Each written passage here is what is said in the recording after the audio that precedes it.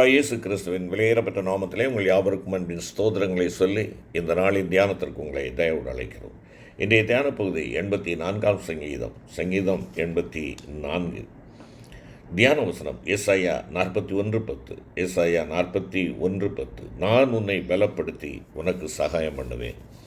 நான் உன்னை பலப்படுத்தி உனக்கு சகாயம் பண்ணுவேன். கிறிஸ்துவுக்கு அருமையான சகோதர சகோதரிகளே, பரத்திலிருந்து எனக்கு பலன் கிடைக்கின்ற பொழுது என் தேவனாலே நான் எல்லாவற்றையும் சாதிக்க முடியும். கர்த்தரிலும் அவருடைய சத்துவத்தின் வல்லமையாகிய பரிசுத்த ஆவியின் வல்லமையிலும் கிருபையிலும் பலப்பட வேண்டும் என்று நாம் தியானித்தோம். கர்த்தரில் பலப்படுவது என்றால் என்ன? கர்த்தரில் பலன் கொள்ளுகிற ஒரு மனிதன் அவனுடைய பாதங்கள் அழுகையின் பள்ளத்தாக்கில் தள்ளாடுவது கிடையாது. அவனுடைய பலன் நாளுக்கு நாள் பலத்தின் மேல் பலன் அடைந்து கொண்டிருக்கிறவனாக இருப்பான். அந்த பலத்தினாலே அதன் வழியாக உருவ நடந்து அதனை நீரூற்றாக்கி கொண்டு முடிவிலே வெற்றிகரமாக தேவ சந்நிதியை சென்றடைவான் என்பதைத்தான் சங்கீதக்காரன் சொல்லுகிறார் 84ஆம் சங்கீதத்திலே.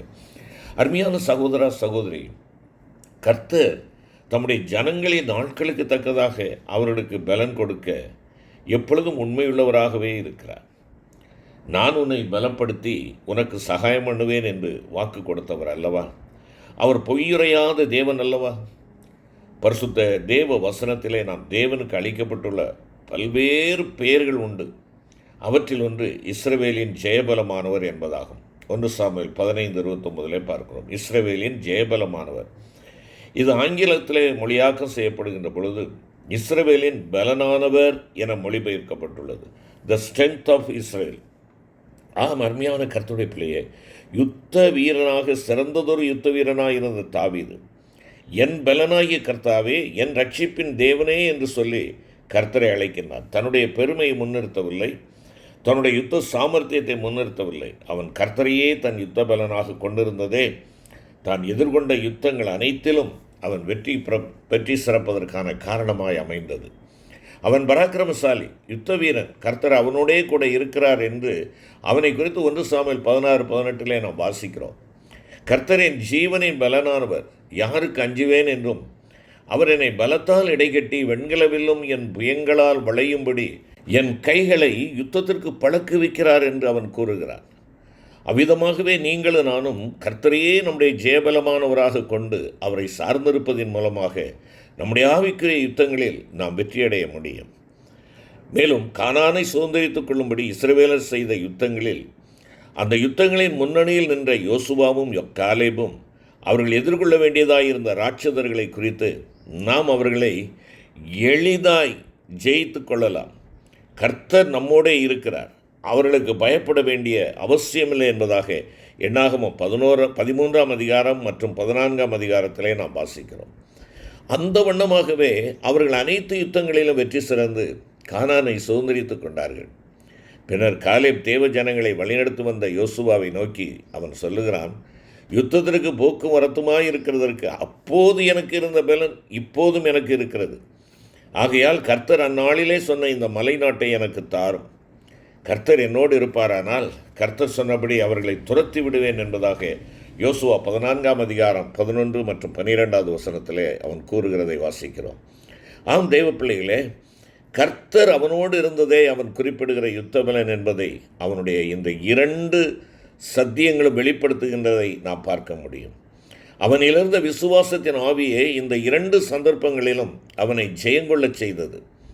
கர்த்தர் யோசுவாவுக்கு கட்டளையிட்டபடியேயும் காலேப் கேட்டுக்கொண்டபடியேயும் அவனுக்கு யூதாவின் மலதேசத்தில் இருந்த எபிரோன் சுதந்திரமாக கொடுக்கப்பட்டது.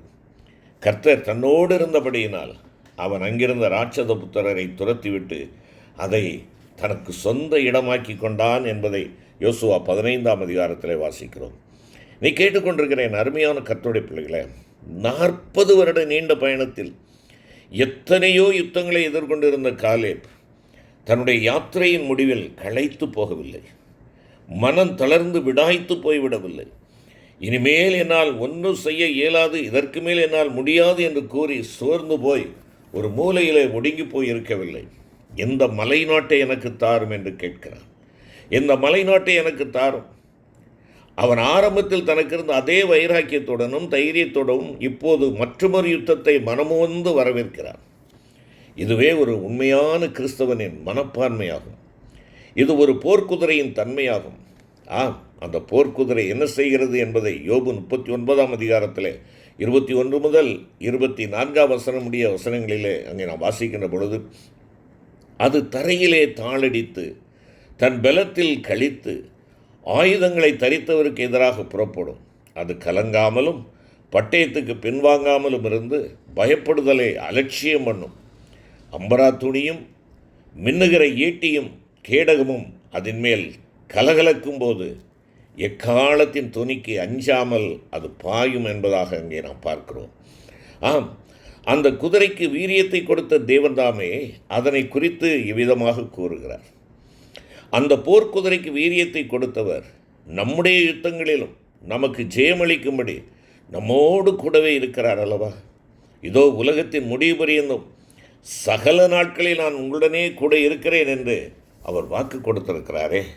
அருமையான கர்த்தருடைய பிள்ளையே, நாம் ஏற்கனவே சிந்தித்தது போல இஸ்ரவேலரின் பிரயாணத்தின் போது கர்த்தர் தங்கள் ஜெயபலமானவராக தங்களோடு இருக்கிறார் என்பதை விசுவாசித்த யோசுவா, காலேப் ஆகியோரிடமிருந்து விசுவாசத்தின் சத்தம் எழுந்து கொண்டிருக்க, மற்றொரு புறத்திலே பெரும்பான்மையான மக்களிடமிருந்து அவிசுவாசத்தின் சத்தமே எழுந்து கொண்டிருந்தது. தேவ பிள்ளைகளை இங்கே கவனித்து பாருங்கள். இந்த இரண்டு கூட்டத்தாரினுடைய சத்தங்கள் ஒரு புறம் வந்து கொண்டிருக்கின்ற பொழுது இதில் வெற்றியின் சத்தம் எதுவாக இருந்தது? யோசித்து பாருங்கள். அந்த இருவரின் விசுவாசத்தின் சத்தமே அந்த அந்நிய சத்தங்களை வென்றெடுத்தது என்று சொல்லி நான் பார்க்கணும். கர்த்தர் அவர்களோடு கூட இருந்தார். அவர்கள் கானானை சுதந்திரித்து கொண்டார்கள். ஆனால் அந்த ஜனங்களோடு எதிர்க்க நம்மாலே கூடாது, அவர்கள் நம்மை பார்க்கிலும் பலவான்கள் என்று அவிசுவாசத்தின் வார்த்தைகளை வெளிப்படுத்தினவர்களோ தங்கள் சத்துருக்களை எதிர்ப்பதற்கு பலனற்றவர்களாய் போய்விட்டார்கள். அவர்கள் அவிசுவாசத்திற்கு இடம் கொடுத்த போது தங்களை வெட்டுக்கிளிகளைப் போல பலனற்றவர்களாகவும் சத்துருக்களையோ தங்களை பார்க்கிலும் பலவான்களாகவும் மிக பெரிய ஆட்களாகவும் பார்க்கிறார்கள்.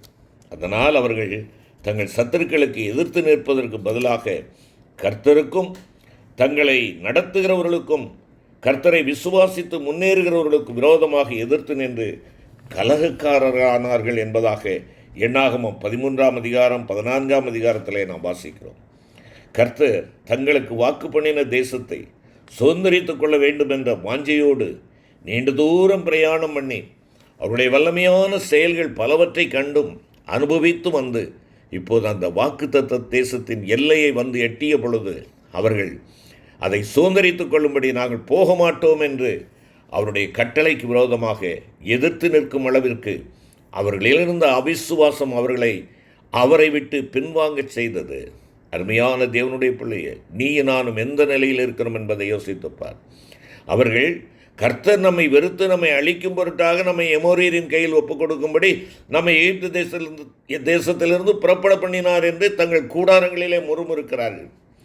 பொல்லாதவர்கள் அடிமைத்தனத்திலிருந்து மீட்டெடுத்த ஆண்டவரை நன்றிகெட்டத்தனமாக அவர்கள் எண்ணுகிறார்கள். நம்மை அழிப்பதற்காக கொண்டு வந்திருக்கிறார். எங்கே கொண்டு அழிக்கப் போகிறார்? எமோரியரின் கையிலே ஒப்புக் கொடுத்து அழிக்கப் போகிறார் என்று சொல்லி முறுமுறுக்க ஆரம்பிக்கிறார்கள்.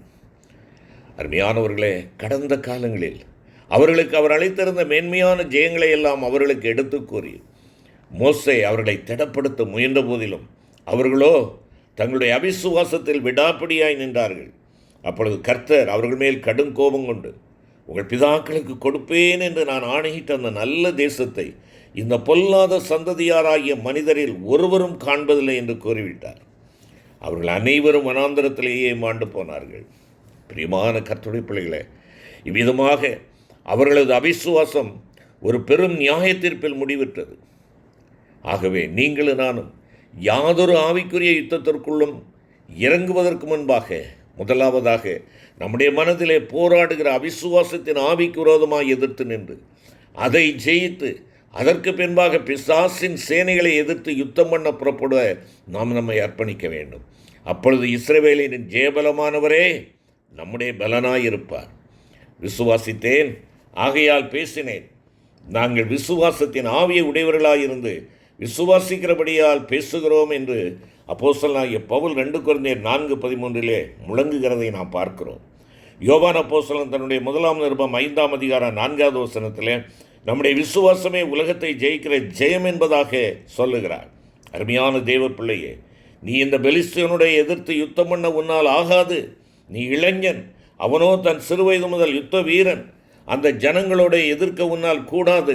அவர்கள் உன்னிலும் பலவான்கள் என்ற பலவிதமான அந்நிய சத்தங்கள் உன்னை நோக்கி வருகின்ற பொழுது அதற்கு மறுமொழியாக உன்னிடத்திலிருந்து எழும்பும் எதிர்குரல் எதுவாக இருக்கிறது?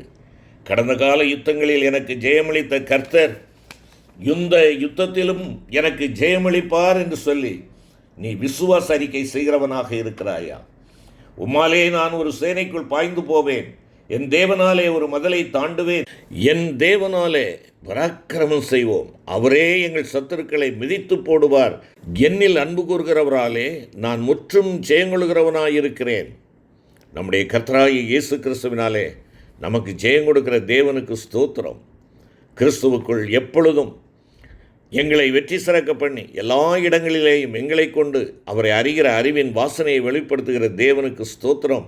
போன்றவைகளாகிய விசுவாசத்தின் கோஷங்கள் உனக்குள்ளே இருந்து எழும்பும் என்றால் எப்படிப்பட்ட சோதனையிலும் நீ வெற்றி சிறப்பது மிகவும் நிச்சயம். தங்கள் தேவனை அறிந்திருக்கிற ஜனங்கள் திடன் கொண்டு தீரச் செயல்களை புரிவார்கள் என்பதாக தானியேல் 11:32 வாசிக்கிறோம். அமர்மையான கர்த்தருடைய பிள்ளைகளே, நாம் விசுவாசித்திருக்கிறவர் இன்னார் என்று நாம் அறிந்திருக்கிறோம். அவர் சேனைகளின் கர்த்தர், அவர் யுத்தத்தில் பராக்கிரமுள்ள கர்த்தர், அவர் நம் ஜெயக்கொடியாயிருக்கிற கர்த்தர், அவர் எல்லா இடங்களிலும் எப்பொழுதும் நம்மை வெற்றி சிறக்க பண்ணுகிற கர்த்தர். விசுவாசத்தினாலே அவர்கள் பலவீனத்திலே பலன் கொண்டார்கள், யுத்தத்தில் வல்லவர்களானார்கள், அந்நியருடைய சேனைகளை முறியடித்தார்கள் என்று சொல்லி எபிரேயர் 11 அதிகாரத்திலே குறிப்பிடுகிறார். ஆம், அவருடைய நாமத்திலும் வார்த்தையிலும் நாம் வைக்கின்ற விசுவாசமே நம்மை பலப்படுத்தி நம்முடைய போர் முனைகளிலே நமக்கு வெற்றியை கட்டளையிடும் என்பதை மறந்துவிட வேண்டாம். செபிப்போம். கிருபை நிறைந்த ஆண்டவரே, அவிசுவாசமானது மகா அபாயகரமானது என்பதை நீர் எங்களுக்கு உணர்த்தி இருக்கிறீர். நீர் எங்களுக்காக வைத்திருக்கும் மேன்மையான ஜெயங்களை நாங்கள் சுதந்திரித்துக் கொள்வதை தடை பண்ணுகிற அந்த அந்தகார சக்தியை நாங்கள் நம்முடைய பலத்தினாலே மேற்கொண்டு நாங்கள் விசுவாசத்தோடு முன்னேறி செல்லவும், கர்த்தரிலே பலப்பட்டு நாங்கள் வெற்றி சிறந்தவர்களாய் காணப்படவும் எங்கள் ஒவ்வொருவருக்கும் கிருபை தாரும். மீட்பர் இயேசு கிறிஸ்துவின் மூலம் வேண்டிக் கொள்கிறோம் நல்ல பிதாவே. ஆமென்.